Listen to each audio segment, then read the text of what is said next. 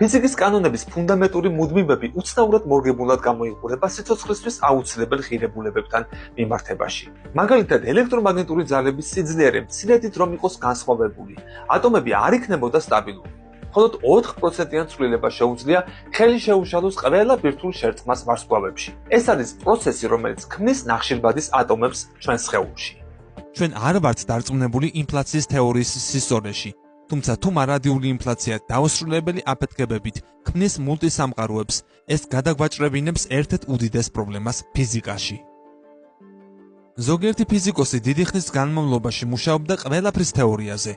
თეორია წარმოადგენს ძირითადი კანონების კომპლექტს, ან მხოლოდ ერთ განტოლებას, საიდანაც ფიზიკის ყველა სხვა კანონის მიღებაა შესაძლებელი. მაგრამ აღმოაჩინეს, რომ არჩევანისათვის ნაცნობი სამყაროს გარდა სხვა ბევრი ალტერნატივა არსებობს. ბევრ ფიზიკოსს, ვინც მიყვება ამ აზრს, ჟერა რომ იდეა, რომელსაც სიმების თეორია ეწოდება, საუკეთესო კანდიდატია ფინალური თეორიისთვის.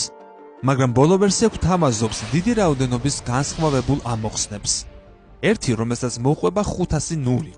ყველა გადაწყვეტილება ქმნის თავის ფიზიკის კანონებს და არ გვაქვს არანაირი ცხადი მიზეზი ვამჯობინოთ ერთი კონკრეტული სხვა დანარჩენებს. ინფლაციური მულტისამყარო საშუალებას გვაძლევს აბირჩიოთ ყველა მათგანი.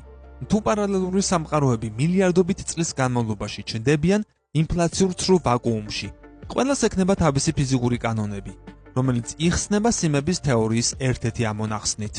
თუ თეორია მართალია, ის დაგვეხმარება ჩვენი სამყაროს მახასიათებლების ახსნაში. შესაბამისად, მიზიდულობასა და შავ ენერგიას შორის საკმაოდ დელიკატური ბალანსია. მიზიდულობა იზიდავს ფიზიკურ სუბსტანციას თავისკენ. მაშინ, როცა შავი ენერგია საპირისპიროდ იქცევა, ეძულებს სამყაროს გაფართოვდეს კიდევ უფრო სწრაფად. ეს არის ის, რაც საჭიროა ვარსკვლავების შექმნისთვის, ისე რომ სამყარო არ ჩამოინგრეს. ამ და სხვა გზების წყალობით სამყარო კარგად არის განწყობილი ჩვენი მასპინძლობისთვის, რამაც საშუალება მისცა ადამიანებს ეჭვი გასჩენოდათ ღმერთის ჩარევაზე. ჯერჯერობით ინფლაციური მულტისამყარო, სადაც ყველა წარმოდგენილი ფიზიკური კანონი მოქმედებს, გვთავაზობს ალტერნატიულ ახსნას. ყველა სამყაროში, რომელიც ქმნის სიცოცხლისთვის მეგობრულ გარემოს, ინტელექტუალური არსებები ცდილობენ შეიცნონ მათი იღბალი. სხვა შორეულ მრავალ სამყაროში, რომლებიც სხვაგვარად არიან მოწყობილები, არავინა ვინც კითხვებს დასვამს.